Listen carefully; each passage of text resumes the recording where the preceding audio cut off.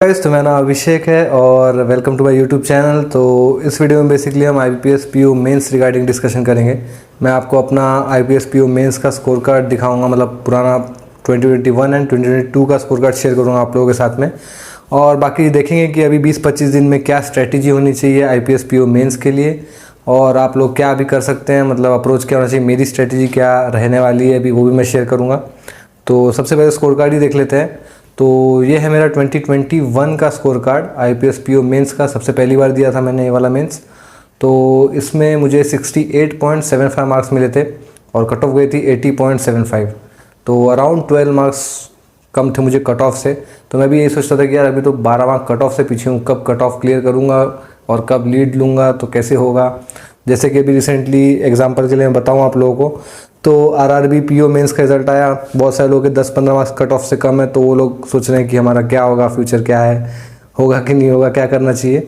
तो होता है सब, आपको बस मतलब कंटिन्यूसली प्रिपरेशन करनी है, कंसिस्टेंसी के साथ में इम्प्रूवमेंट होगा। ऐसे एकदम से नहीं होगा इम्प्रूवमेंट, आपको 2 महीना 3 महीना 4 महीना लगेगा, बट आपको इम्प्रूवमेंट दिखेगा। मेरा एकदम से इम्प्रूवमेंट थोड़ी हुआ है, उसको भी टाइम लगा। मैं तो 2 साल से तैयारी कर रहा हूँ, तब जाके थोड़ा सा इम्प्रूवमेंट हुआ है। अभी भी क्लियर होता है नहीं होता है वो अलग बात है, बट थोड़ा थोड़ा इम्प्रूवमेंट आपको दिखेगा। तो ये था मेरा 2021 का स्कोर कार्ड जो अभी देखा आपने। और अब मैं आपको दिखाता हूँ अपना इस साल का स्कोर कार्ड 2022, जो कि अभी अप्रैल में रिजल्ट आया था। तो ये है वो स्कोर कार्ड। इसमें मुझे रीजनिंग में मिले थे 15.25 और GA में थे 8.5। GA में मुझे कम पड़ गए थे क्योंकि एक्चुअली जो पेपर था ना ये वाला, वो 26 नवंबर को था, नवंबर में था। और मेरा RRB PO का इंटरव्यू था 19 नवंबर को। उसके बाद में 25 नवंबर को मेरा SBI क्लर्क था। उस चक्कर में GA पे मैं ज़्यादा फोकस नहीं कर पाया था, वरना ये पेपर आराम से 15 से 20 मार्क्स वाला था। क्योंकि ये आप रिव्यू देखेंगे पहले का, तो ये थोड़ा डुएबल GA आया था इसमें। बट मुझे 8.5 ही मार्क मिले थे, जिसकी वजह से मैं फाइनल कट ऑफ क्लियर नहीं कर पाया। मैं तो GA को ही मानूंगा अपना जो दुश्मन है।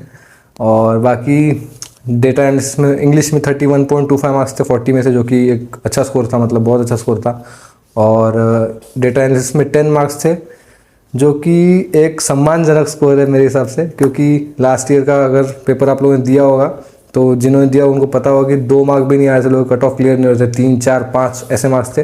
तो 10 मार्क एक ठीक ठाक स्कोर है, मतलब काम चलाने वाला। और डिस्क्रिप्टिव में 15.25 थे 15.25, जो कि 15 के ऊपर अगर आपके आ रहे हैं तो वो एक अच्छा स्कोर है, बहुत अच्छा स्कोर है। तो ये था मेरा स्कोर कार्ड। अब बाकी लीड मुझे थी 80.25 मेरे मार्क्स थे, 71.25 कट ऑफ थी। अराउंड 9-10 मार्क्स की लीड थी, बट कुछ 1-1.5 मार्क्स से फाइनल सिलेक्शन रुक गया था। इंटरव्यू में थोड़े कम थे और GA की वजह से बैड लक क्या बोल सकते हैं। बाकी आप देख सकते हैं कि 12 मार्क्स लास्ट ईयर कम थे और इस बार 10 मार्क्स की लीड थी।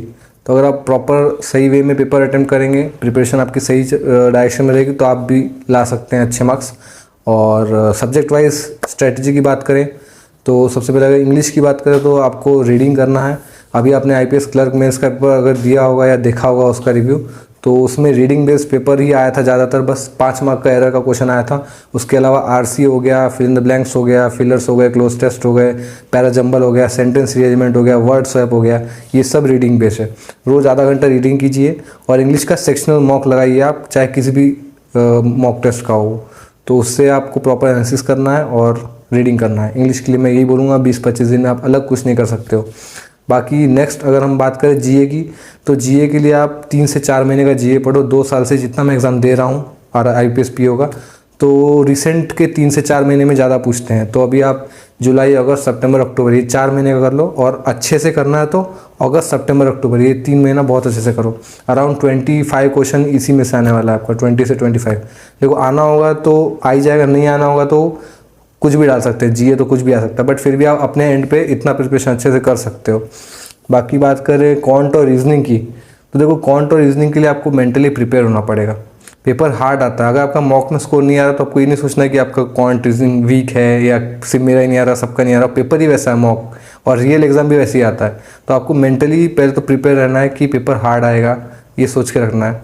और आपको रोज़ 2 मेंस लेवल के DI और 2 मेंस लेवल के पजल तो रोज़ प्रैक्टिस करने चाहिए आपको। और 1 घंटा रीजनिंग को दीजिए प्रैक्टिस के लिए, 1 घंटा क्वांट को दीजिए, और 2 पजल और 2 DI, इतना आपको रोज़ करना है। अगर आप 20-25 दिन ये फॉलो कर लेते हैं तो आप अराउंड 50 DI और 50 पजल अगर आप मेंस लेवल की प्रैक्टिस करके जा रहे हैं तो कॉन्फिडेंस आपका एक अच्छे लेवल पर रहेगा। मतलब ठीक है, अगर आप एग्जाम में क्वेश्चन नहीं भी बना पा रहे हैं बट अगर आपके पास एक अच्छा कॉन्फिडेंस है ना तो भी आपका पेपर अच्छा जा सकता है। मतलब कॉन्फिडेंस के साथ एग्जाम देने जाना है, उसके लिए आपको ये प्रैक्टिस करके जाना है। पेपर में भले आप मिसलेनियस बनाइए या DI में DI नहीं बना के आप कुछ और कीजिए, लेकिन कॉन्फिडेंस तो रहेगा कि हाँ पढ़ के आए हैं, तो वो भी एक इफेक्ट उसका पड़ता है आपके पेपर में, जहाँ तक मैं अपना एक्सपीरियंस के साथ बता पा रहा हूँ।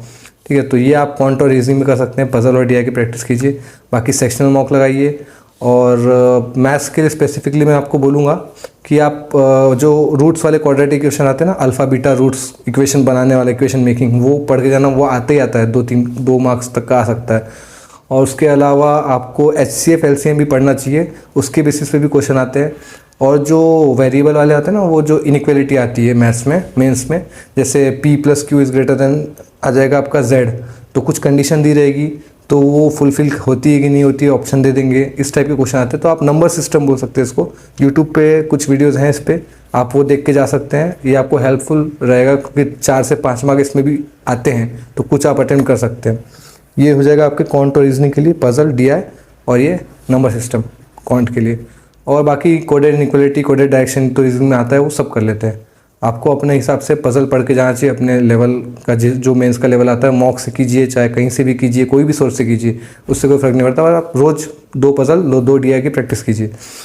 और उसके अलावा आपको डिस्क्रिप्टिव की बात करूँ तो एक लेटर आएगा और एक ऐसे आएगा। 10 मार्क का लेटर आएगा और 15 मार्क का ऐसे आएगा।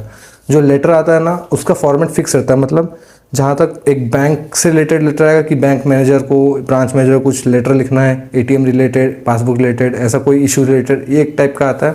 और एक एडिटर को लेटर लिखना है न्यूज़पेपर कटिंग के लिए, इस टाइप का एक आता है। तो आप है ना पहले से ही प्रिपेयर करके जा सकते हैं। मैंने भी यही किया था। आप शुरू के 4 लाइन और आखिरी के 4 लाइन को आप रट लीजिए कहीं से, और उसकी आप रोज़ प्रैक्टिस कीजिए। बाकी बीच का जो रहेगा, जो सब्जेक्ट आएगा, वो आपको याद रखना है और 1-2 लाइन उसमें ऐड कर देना है।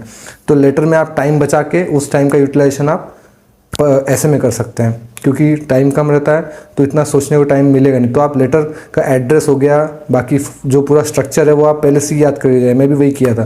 तो आप 10 में से अराउंड 7-8 मार्क आप लेटर में ले सकते हो, बचे मार्क आप फिर ऐसे में लीजिए। ऐसे 250 वर्ड का लिखना रहता है, तो थोड़ा सोचने को टाइम मिलेगा, पॉइंट्स बनाने को टाइम मिलेगा। पहले आप रफ में पॉइंट बना लिया कीजिए, जैसे 10 पॉइंट बना लीजिए और उस 10 पॉइंट को फिर आप वर्ड सेंटेंस में उतार लीजिए, तो उससे आपका ऐसे भी अच्छा हो जाएगा। रोज़ अभी टाइम है 20-25 दिन, 1 लेटर एक ऐसे अगर रोज़ करेंगे तो अराउंड 20-25 लेटर ऐसे की प्रैक्टिस हो जाएगी, जो कि एक अच्छा रहेगा आपके लिए। तो ये थी ओवरऑल जो स्ट्रैटेजी रहनी चाहिए। बाकी 2 से 3 दिन में 1 मॉक तो आप मेंस का लगाइए और उसका प्रॉपर एनालिसिस कीजिए। मैं बता रहा हूँ ना, मेरी 80-90% प्रिपरेशन जो है वो मॉक से होती है। मॉक से कॉन्फिडेंस आता है और मॉक देख के बहुत कुछ सीखने मिलता है कि कौन सा क्वेश्चन अटेम्प्ट करना है, कौन सा क्वेश्चन स्किप करना है। बहुत सारे लोग बिना मॉक के नॉर्मल प्रैक्टिस करके जाते हैं, फिर एग्जाम में पैनिक कर जाते हैं। अगर आप अभी एग्ज़ाम के पहले 8 से 10 मॉक, 8 चलिए मेंस का है तो 7 से 8 मॉक्स भी लगा लेंगे ना, और उसकी प्रॉपर एनालिसिस कर लेंगे कौन सा क्वेश्चन करना था, कौन सा स्किप करना था। इतना अगर आप थरोली प्रैक्टिस करके जाएंगे तो डेफिनेटली आपका पेपर अच्छा जा सकता है। तो मैं यही सजेस्ट करूँगा कि आप मॉक लगाइए। मैं भी मॉक के थ्रू अभी तैयारी करूँगा। अभी जॉब के साथ थोड़ा टाइम कम मिल रहा है पढ़ने के लिए। पहले जितना मेरा लेवल लास्ट ईयर के एग्ज़ाम में था उतना तो अभी नहीं है। मैं 2-3 महीने से इतनी पढ़ाई नहीं कर पा रहा हूँ, बट फिर भी अभी 1 महीने टाइम है, तो मैं भी यही चीज़ फॉलो करने वाला हूँ जो मैंने अभी बताया है। और आप लोग भी, आपको अच्छा लगे तो आप भी करके देखिए। और बस यही था वीडियो में। बाकी वीडियो अच्छा लगे तो लाइक कीजिए और चैनल को सब्सक्राइब कीजिए। Thank you.